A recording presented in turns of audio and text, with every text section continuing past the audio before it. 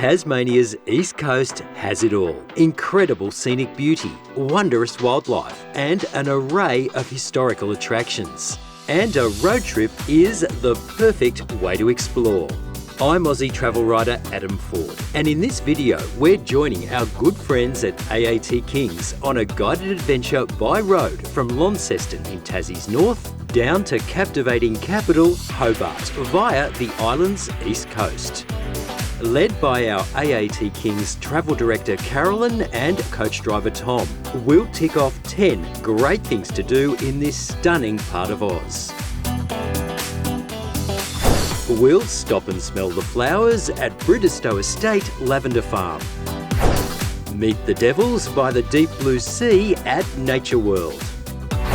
Tackle one heck of a hike to the Wineglass Bay Lookout. Step back in time to the convict era at Port Arthur. Clock the Iron Pot on a sightseeing cruise from Hobart. And much more. But before we head for the coast with the most, take a moment to subscribe to our YouTube channel for more inspiring travel ideas.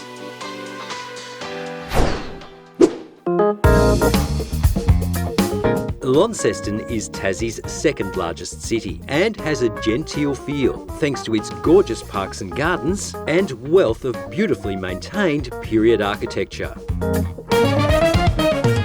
There's a huge amount to see and do here, and we get our visit off to a flying start at Cataract Gorge, which sits right on the city's doorstep. No visit to Lonnie would be complete without spending at least a couple of hours out here at Cataract Gorge. Spectacular, I have to say, and home to what is believed to be the world's longest single-span chairlift. What an amazing experience. The views are incredible. Lots of other things to see and do here at Cataract Gorge as well. Beautiful gardens to explore, some great walks that you can do. All in all, a very pleasant way to spend an afternoon. And I take this opportunity to check Carolyn's credentials for leading a tour of Tassie. I am a Vandemonian.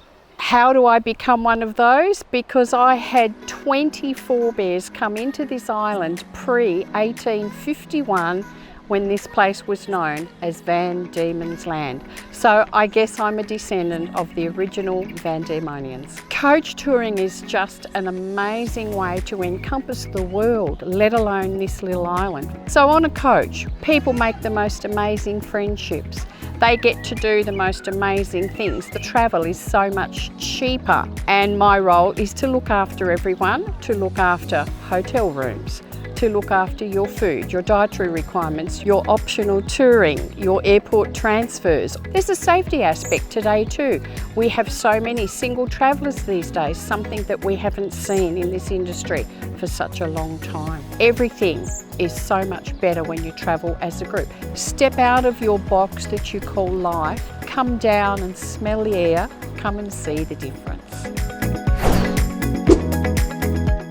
Departing Launceston, we head for the village of Evandale and our first delicious stop. Now, imagine if you could take the very best of Tassie and bottle it. Well, that is exactly what the team have done here at the Tasmanian Gourmet Sauce Company. Now, they create an incredible range of condiments and fruit preserves from the freshest Tassie produce. You can come here to the tasting room and give them a try. And if gardening is your jam, pardon the pun, you will love a walk around the grounds. Now, owner Tim doesn't just spend his time making great sauces. He's also a renowned landscape gardener, and it shows on our guided tour of the property.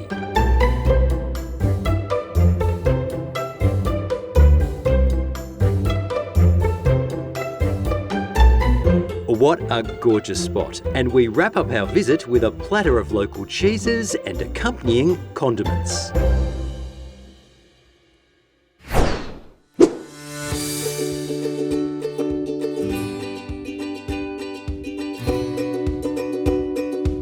From Evandale, it's an easy hour's drive to Bridestowe Estate, northern Tasmania's famous lavender farm. Alrighty, now I am actually going to make it my life's work to visit the Bridestowe Lavender Farm when the lavender is in flower. I never quite managed to pull it off. That said, it is absolutely stunning at any time of year. There's lots to see and do here at the farm, including the lavender distilling class. You can of course browse in the gift shop, and who could pass up the opportunity to try some lavender flavoured ice cream? Oh my gosh, that looks good. Oh yeah, this makes it all worthwhile. And I don't think anyone from our group is leaving that gift shop anytime soon.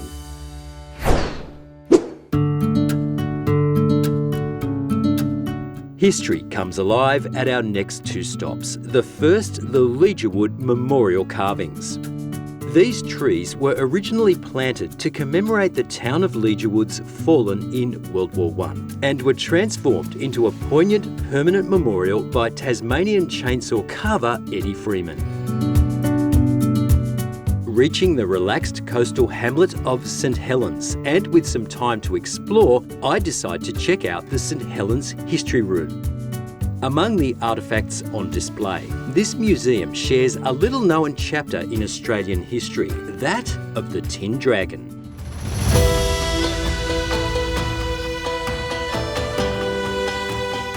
Chinese tin miners came to northern Tasmania in the late 1800s to seek their fortunes, but faced abject poverty and racial discrimination.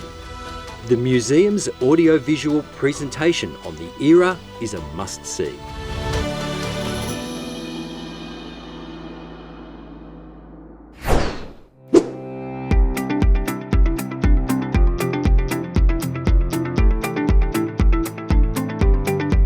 Continuing down the coast brings us to beautiful Bicheno, where we get to take a walk on the wild side.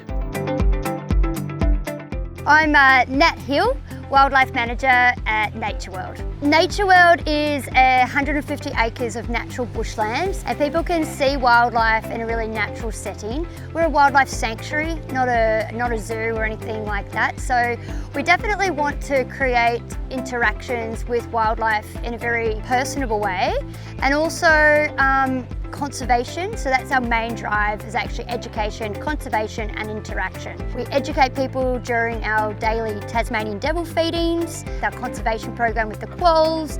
So there's lots of Tasmanian wildlife. Our devil feeding is one of those feedings that everyone wants to come to.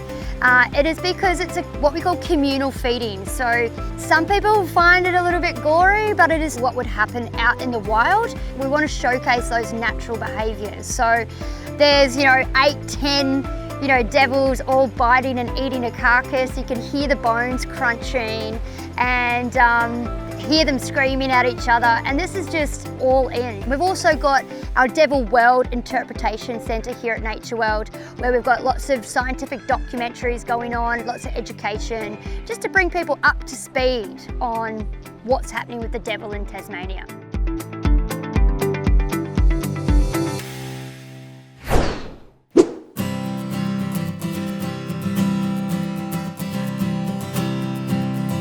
The following day, Carolyn gets cracking early for our visit to incomparable Freycinet National Park and an optional, mostly uphill hike to Wineglass Bay Lookout. Alrighty, we'll just take a look at magical Wineglass Bay. Gosh, that is a bucket list tick right there. Now, the walk up here, pretty challenging in parts, but doable for anyone of a reasonable fitness level. And when you get here, of course, the views from the deck are just sensational. Now, there's a couple of different theories as to how Wineglass Bay got its name. I'm going to go with the more pleasant of the two, and that is that it is a wineglass-shaped natural formation. You'll have to Google the other one if you want to know what it is, but wow, what an incredible spot, gosh. And after marking the occasion with a group photo, what goes up must come down. Further south, we cross the narrow isthmus to the Tasman Peninsula, which is home to one of Australia's most evocative records of convict life.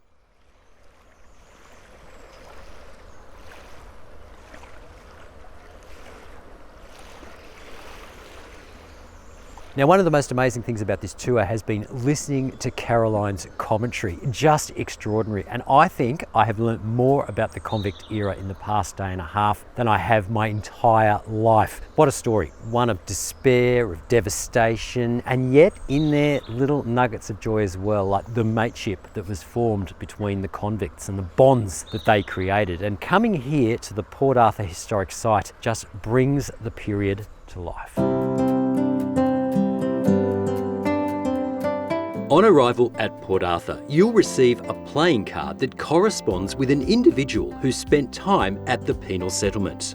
Research their history in the Interpretive Centre before heading out to explore the 150-hectare site. I caught up with Chief Executive Will Flamsteed for a chat about this incredible piece of Australian history. For somebody who's never been to Port Arthur, just give us in a nutshell, what can they expect on a visit here? So visitors can expect not just the wonderful ruins that we conserve, and our job is to conserve all of the ruins that you see around us, but also to have guides interpret the past, tell the stories of the past, tell the stories of the people of the past, and that's what brings this site to life. For me in particular, the Isle of the Dead tells a fantastic story. It's an island within the harbour at Port Arthur, and it is essentially the cemetery of the prison when it was here. To have the stories told of the people, of the graves that you're walking around, really gives a fantastic insight into what people were doing back then. And tell us a bit about the separate prison, because that's quite a detailed preservation, I guess, or a restoration. Just tell us a bit about that. Yeah, so you're seeing the government at the time making decisions about how they incarcerate their people, and the politics of the time impacting those decisions. People kept convicts in silence as one of those points of punishment. You'll see a central point where the guards would manage the prisoners, where they had a full line sight of a number of different corridors. And that's quite a unique piece of penal history as well. And one thing that I love is actually the chapel area. All of the prisoners were put in little compartments where they couldn't see each other, so they could still be taught the Word of God, which was considered again to be a repatriation for them.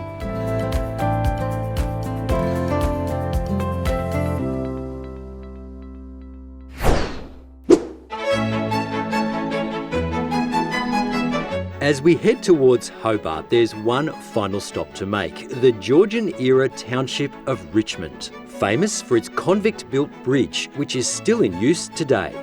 The town is also known for its colonial jail and plethora of art galleries, gift shops and tea houses. But all of that pales into insignificance when Carolyn mentions award-winning curried scallop pies, and off to the Richmond bakery I go.